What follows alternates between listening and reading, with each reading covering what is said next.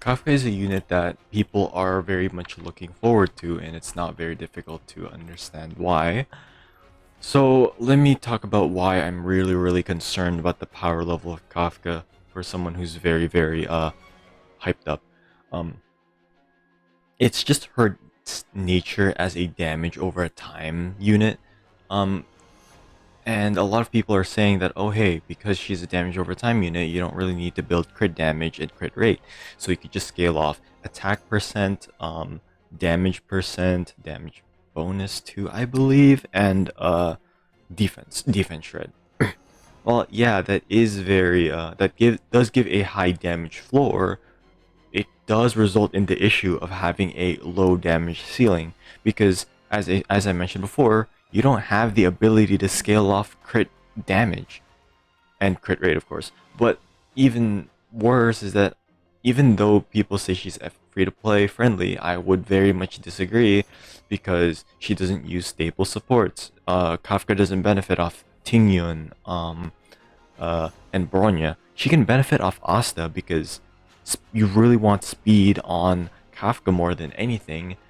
But uh, Kafka's very reliant also on other Nihility units. Now the problem with the other Nihility units is that, well, they're not staple characters, so they're not gonna be flexible enough to fit in other teams, and because you actually have to build Nihility units like Sampo, uh Luca, you're really put in a situation where you're investing a lot of resources to like a team that's very niche and is not generalized and won't really work with any other team.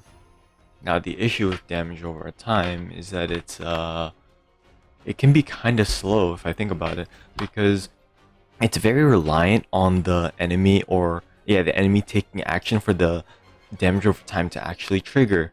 But you could say, okay, just cheat it out with Kafka's skill and her ult. And I would say sure, but the problem is you take a damage loss when you use her skill to trigger all of the damage over time, and what's it called? And her ult, you don't really have a damage loss, but it's like it still feels too slow, and you're not really scaling off from anything like crit. Now maybe if they make like a Nahida C2 and make damage over times crit, like C2 Nahida making Bloom crit, like okay, sure. But it's like it's still slow. And I wouldn't fault you for thinking that her the shock that she applies from her ultimate and talent, or sorry, wait, talent and technique are completely different, except that they are because they share the same motion value as the ult.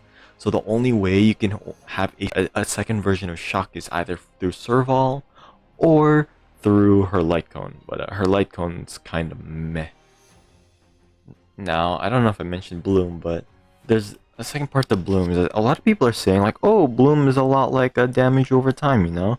And to that I completely disagree. Like Bloom in Genshin Impact realistically has no upper limit in damage because when you reach a 5 Bloom or on the field, the the oldest Bloom core will detonate automatically without you having to wait for it.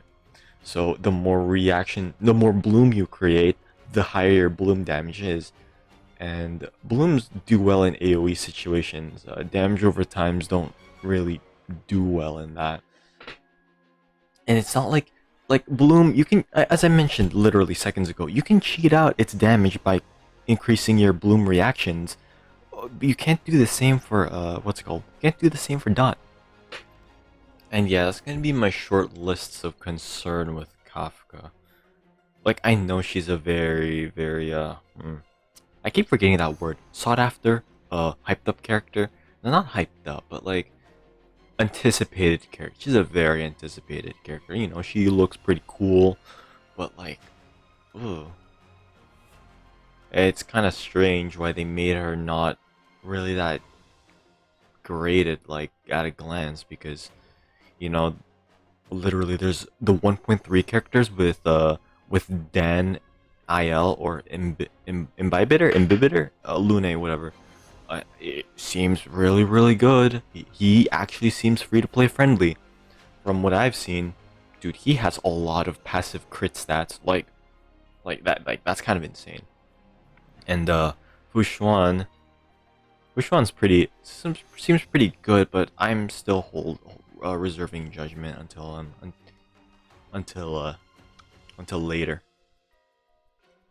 So yeah, it's really unfortunate. Like, I feel like they could have given Kafka more of a bone, made her a bit more of an engine, more like an enabler for damage over time teams, but they really didn't. But they didn't choose to. They just made her like, okay, let's make her bad, and I'm like, it's really, really unfortunate. I swear to God, if Kafka's worse than Jing Yuan, oh my God.